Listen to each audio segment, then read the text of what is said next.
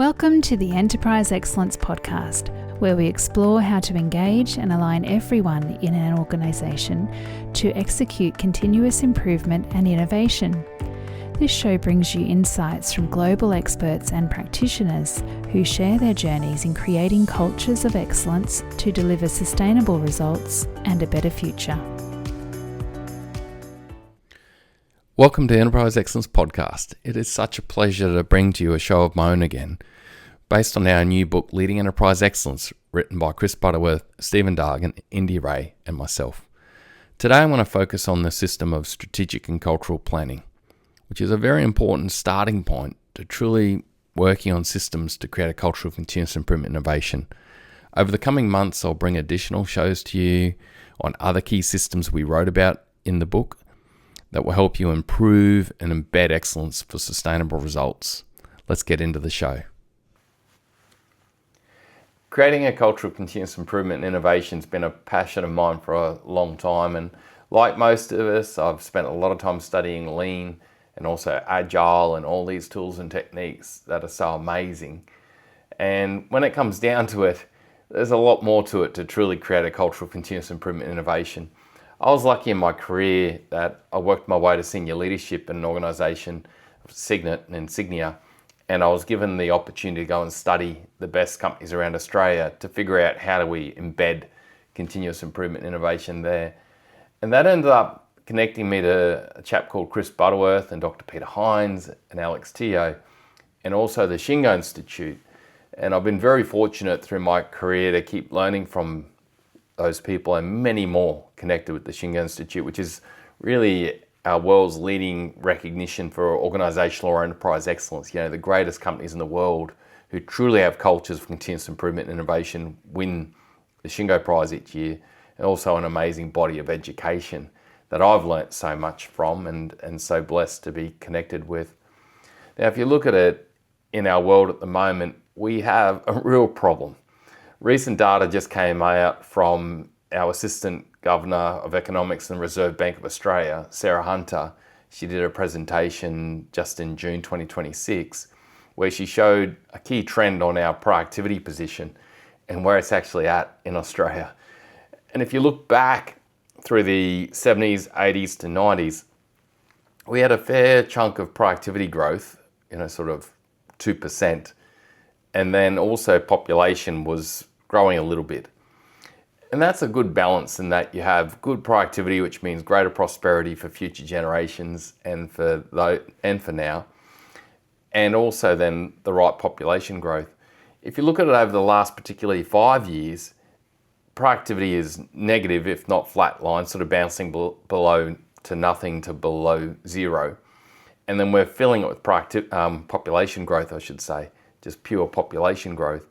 And we have to turn this position on productivity. Now, like I've mentioned in previous episodes, productivity is a very simple formula. It's basically, there's two levers we can pull. One is to innovate and actually grow additional wealth creation and prosperity creation through unique, valuable, innovative products and services and what we do. And that throughout history or the recent times, 30 years, Agile's played a very big part in the system of Agile and the leadership behaviours around it. But the other part is to optimise what we currently do. Now, the optimisation bit, this is where it goes wrong. When we look at lean in the past, a lot of companies have looked at lean as, basically do more with less. Get rid of employees, get rid of resource, and then basically do more. That does not create a culture of continuous improvement. That creates a culture of fear and a culture of rejection of improvement and anything different. The key to optimizing what you do is to be able to do more with what you've currently got. And as you create capacity and efficiencies, redeploy your resource into more innovation roles, other positions to deliver additional value to customers or to your organization. Now, we've got that really wrong in the past, particularly with lean, because it's been driven from a pure cost perspective. It needs to be driven from a productivity perspective. And the answers lie there in how do we basically up the additional value we can create through our organisations and entities through innovation and new, And how do we optimize what we currently do through productivity and efficiency and then redeploy resource to create more value? Very simple formula. Now the challenge is we're not doing it. And also partly there's a challenge that we're not talking about productivity. It's not out there as a conversation, but I'd pose to you it's one of the biggest challenges we've got happening right now and have had happening for the last 10, 20 years.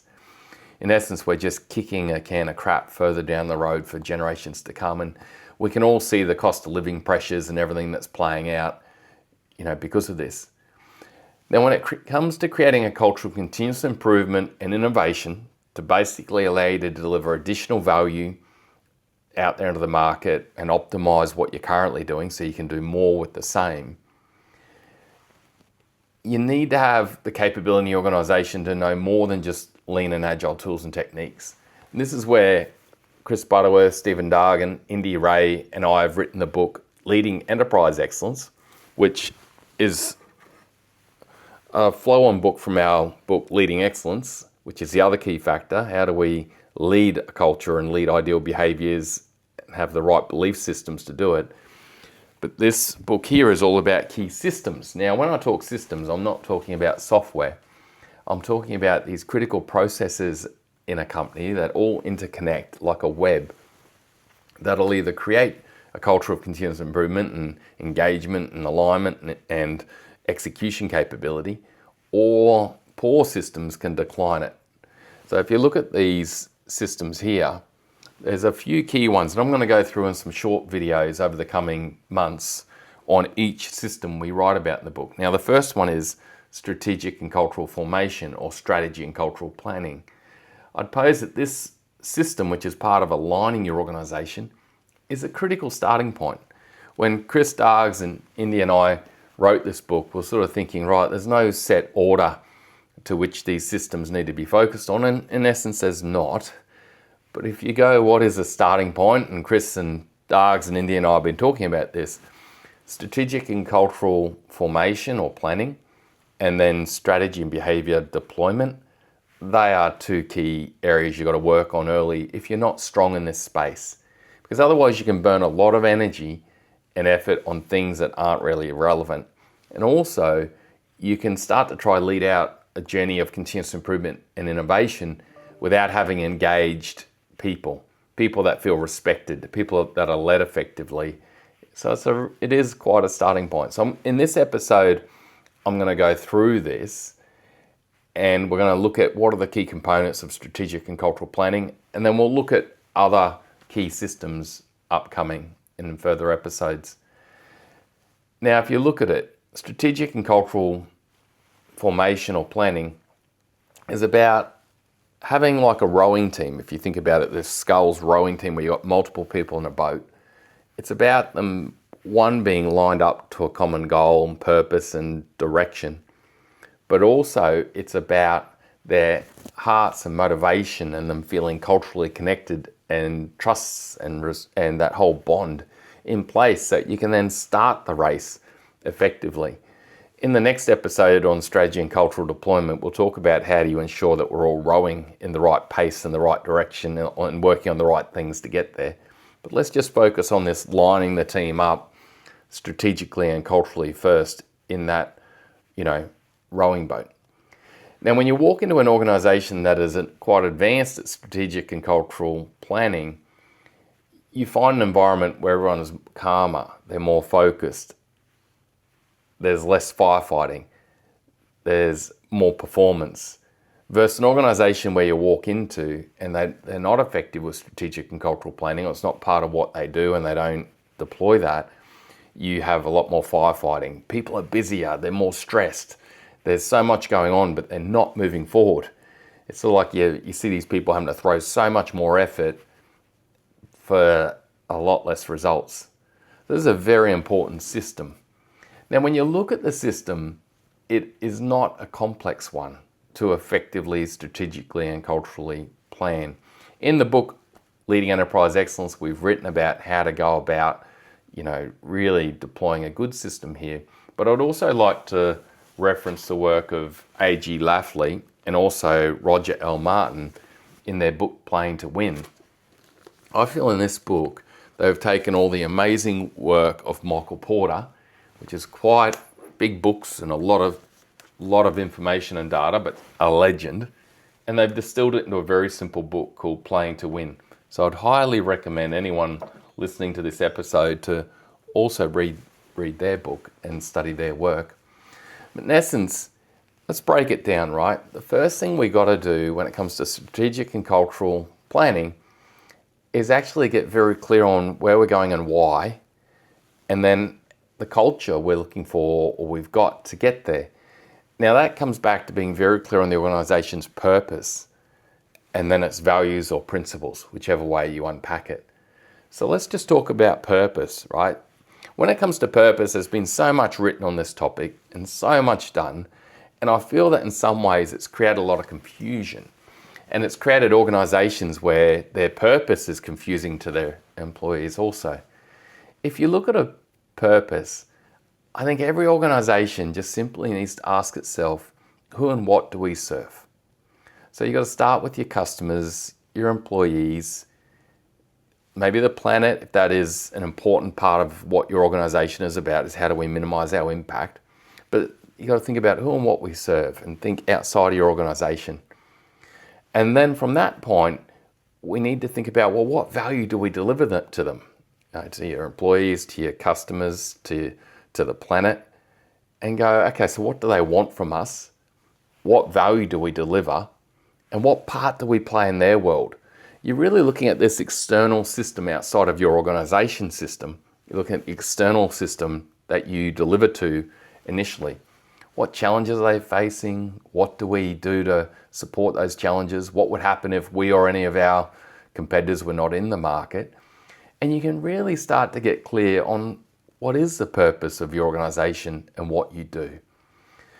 Now that statement, you definitely want it to be short, sharp and simple, but it's then the stories that we tell around that are very important. Now that comes to life in strategic and cultural planning, but also in deployment and then leadership. We're going to talk about those other systems further on in future episodes.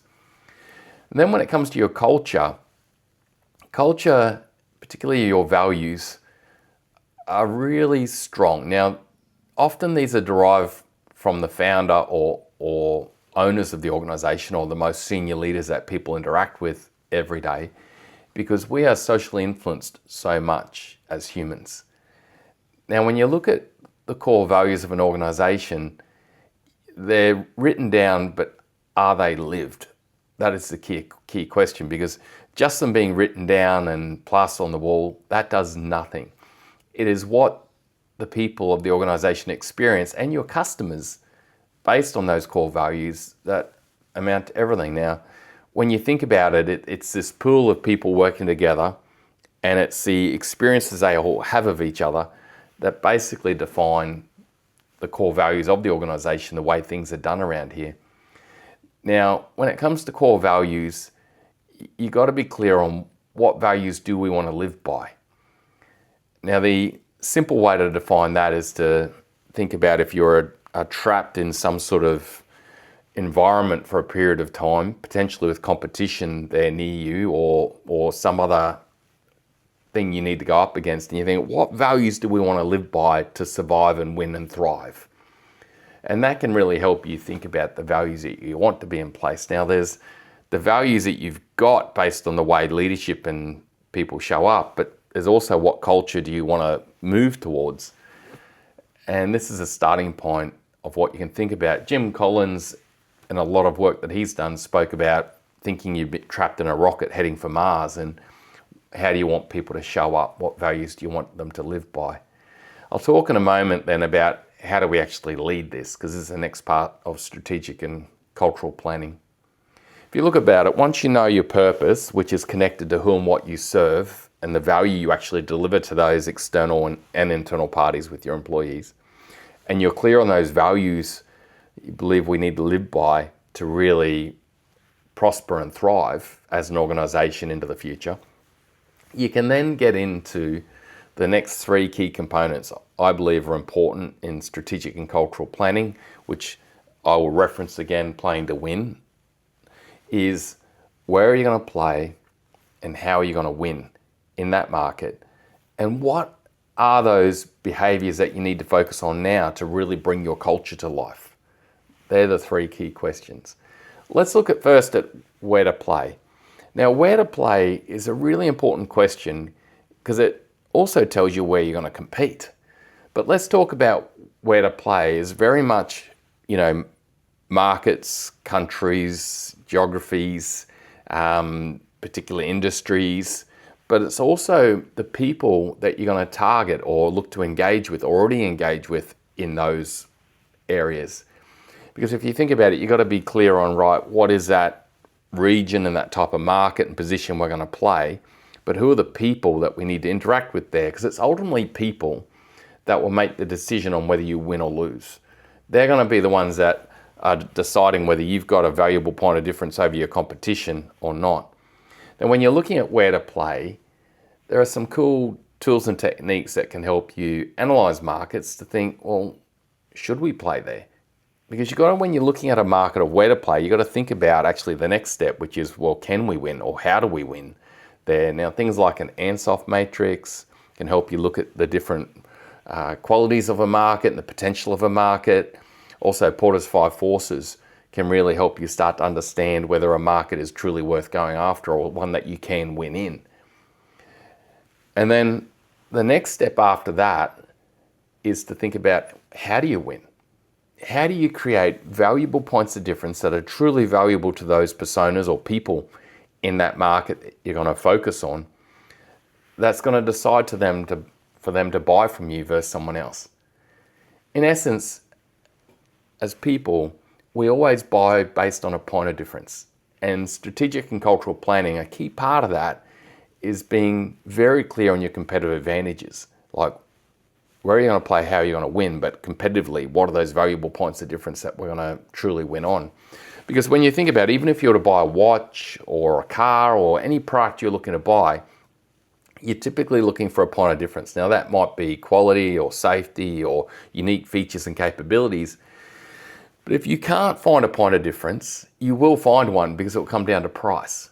And this is where price pressures will really come on to organisations, because they're not clear on their valuable points of difference. They're not clear on who they're targeting, the valuable points of difference, and they're not clear on how do they message that and communicate that in a way that's compelling to actually have people buy.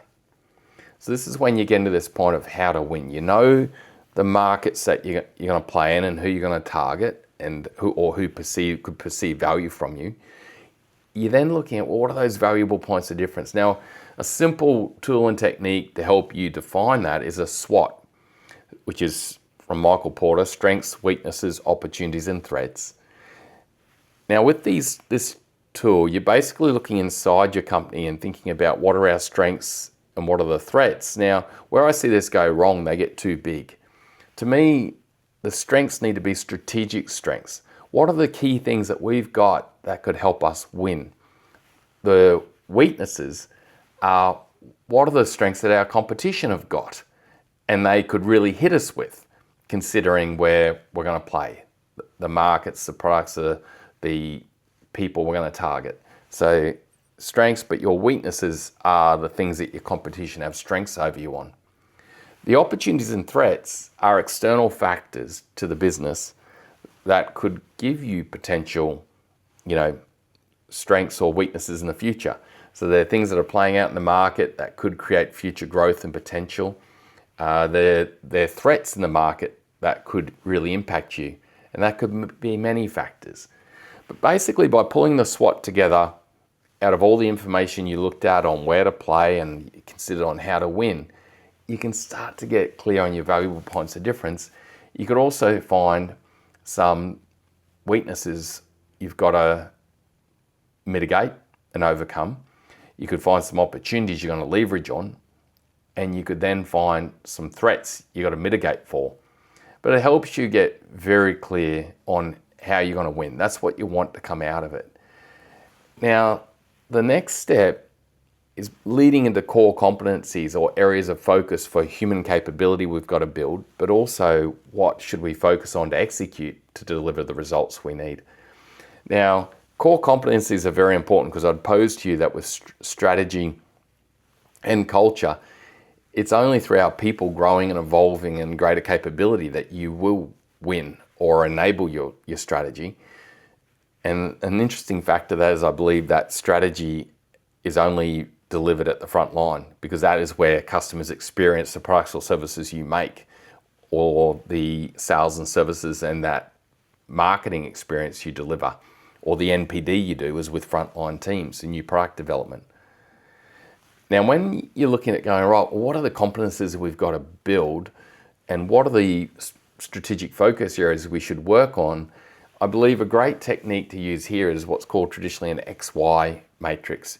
What it is, becomes like a set of like root cause analysis routes where you put your purpose and some of your goals and aspirations at the top of the piece of paper or a chart, and you just say to yourself, what do we need to win to deliver on that? Or what do we need to have in place to make that happen? And you might end up with 5, 6, 7 things and keep asking yourself, right, if we did all those things, would we achieve that? And something else might come up. And then you go to the next layer, at the third layer down of these root systems of root cause that you're doing on this. And you go, for each of those elements, what have we got to have in place, competencies and other factors to achieve that? And you end up with this, ends up looking like tree roots, which are all strategic focus areas and competencies, and also there's some great leading measures in there that you can then use to pinpoint what do you need to go after, what do you need to focus on strategically. So if you look at it, we've looked at our purpose and values as an organisation, we've looked at where to play, we've looked at how to win, we've started to break down all the elements we've got to do to help us understand truly where to win, how we're going to win. We then need to think about culture again. This is where we come back and we go, okay, what are the cultural foundational elements we've got to have in place to win? And that's our values or principles. The way that we can lead that forward actively is through ideal behaviours. Now, if an organisation can get clear on these ideal behaviours, it can really help them then improve culture, because it's through behaviour that is the only factor you can truly see and lead. It's through behaviours that we can recognise ideal behaviours. It's through behaviours that we could have some crucial conversations around not ideal behaviours. Now, defining ideal behaviours, I believe the senior leadership team initially just needs to look no further than themselves, because their behaviours will cast a massive shadow through the organisation that everyone will experience and will drive culture, for good or for bad. So if a senior leadership team looks at their strategy, looks at their values, and goes, what are the 2, 3 behaviours we need to focus on as a team? One, to demonstrate bond and unity as a team, because if they don't have that, that will cascade through the company as a shadow. But the other one is for us to show up in the right way to truly help who we serve in the company, to help them grow and deliver, greater cultural and strategic outcomes. And they're the questions that need to be asked. Now, you can, as a company, take your values and define multiple behaviours and get a set of behaviours under each, and that's cool. But I believe to bring it to life, you need to get clear on the few we're going to focus on now. What is important to focus on now to create that greater team unity, particularly in the senior leadership team or in the board and the senior leadership team? And then what are the behaviours we need to focus on to truly help the organisation grow and go forward strategically? Now, everyone, these components, when they come together, are not complex. There's a few key elements here, but it does create dramatic outcomes if you can do it. Like companies go, this is where companies are achieving 10 times productivity and performance growth. I've seen it in many organisations that I've worked with. It is one system amongst a lot of other systems that are critical. The next system I'm going to talk about in this series is strategy and behaviour deployment, which is then how do you take this aligning strategy and cultural plan and then help everyone line up to it in their own way to then create their own plan to go forward and execute in an execution cadence. So this is where the rubber really starts to hit the road with strategy and cultural improvement. So I'll chat about that in our next show. And these shows will be aired amongst other customer examples. We're going to look to bring to you going forward as many real life examples as we can. We got Michelle Thomas of BHP coming up soon. We've got Matt Oakley of Farah. Many real life examples of companies leading systems of improvement and improving ideal behaviours and culture to truly help deliver greater outcomes. It is through these things that we will shift productivity, and it's through these things that we will make the world better for generations to come. We need it to happen, but in organisations and in government, and this is the key. It's a widespread thing that needs to occur. If we do that, we'll achieve all these outcomes and make things better. Hope you enjoyed the episode, and please provide any comments on thoughts on any other information and data you'd like. Bye for now. Thanks for listening to the show. I hope you gained value on this important topic, important system to take back to your organisation and improve to create a better future. Go to the enterpriseexcellencepodcast.com/downloads to get a hold of several strategic and cultural planning templates we've stored there for you. Please like, subscribe and share this podcast to help others gain insights and also create a better future. Also feel free to reach out via LinkedIn or our website on questions you have on this topic or other discussion topics and information you'd like to hear about on the podcast in the future. Thanks again for listening. Bye for now.